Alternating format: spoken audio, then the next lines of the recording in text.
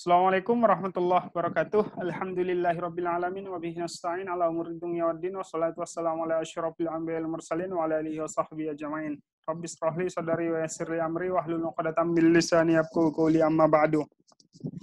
Anak-anak Bapak semua, pada video kali ini Bapak akan membahas mengenai tugas yang telah Bapak berikan pada pertemuan sebelumnya, di mana materinya itu mengenai dasar-dasar pemetaan, penginderaan jauh, dan sistem informasi geografis. Tapi untuk sub materi yang Bapak kasih tugas ini adalah dasar-dasar pemetaan. Jadi di sini ada 4 tugas, dan akan Bapak bahas satu persatu jawabannya.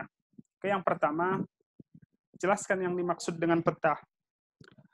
Jadi definisi ataupun pengertian peta itu beragam. Jadi Bapak ambil daripada inti-intinya saja ataupun secara umumnya saja.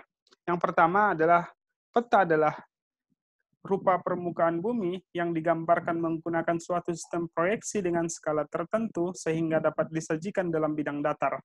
Jadi peta itu disajikan dalam bidang datar. Ataupun ada definisi peta lainnya seperti peta adalah gambaran permukaan bumi yang diperkecil dalam skala tertentu dan dapat dilihat dari atas.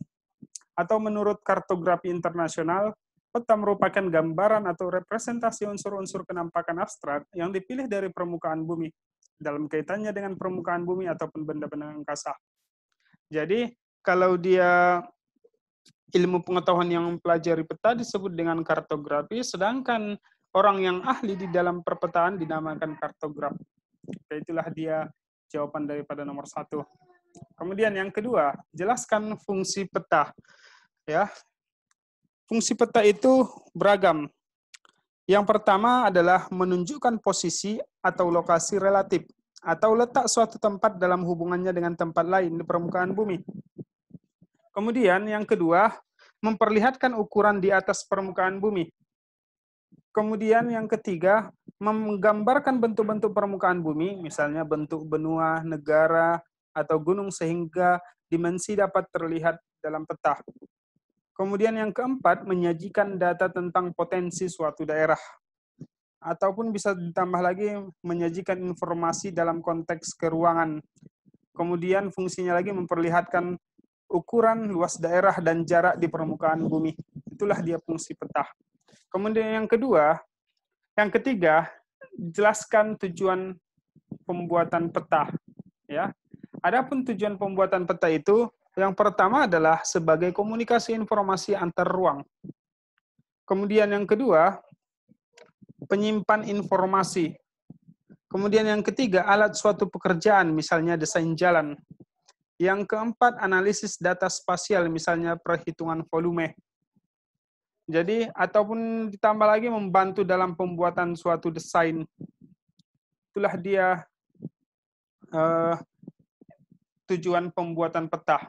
Kemudian yang keempat, jenis peta dibagi menjadi 2. Sebutkan dan jelaskan. Jenis peta itu ada 2. Yang pertama namanya peta umum, yang kedua adalah peta khusus. Apa yang dimaksud dengan peta umum? Peta umum merupakan peta yang memberi gambaran atau ketampakan yang bersifat umum pada suatu daerah.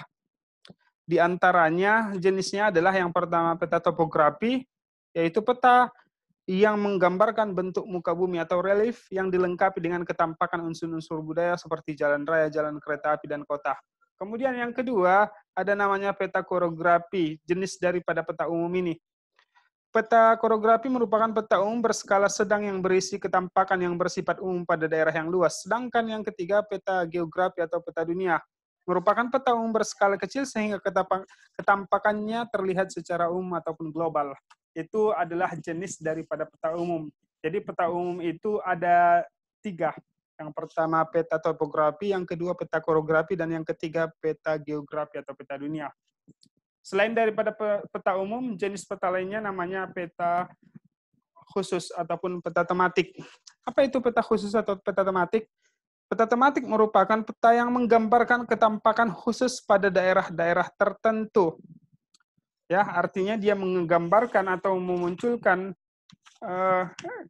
karakteristik ataupun ciri-ciri tertentu dari permukaan bumi. Contohnya, peta kepadatan penduduk, peta pertambangan, peta arkeologi, peta curah hujan, peta iklim, dan lain-lain sebagainya. Oke, itulah pembahasan daripada tugas pada pertemuan sebelumnya. Sekian saja. Assalamualaikum warahmatullahi wabarakatuh.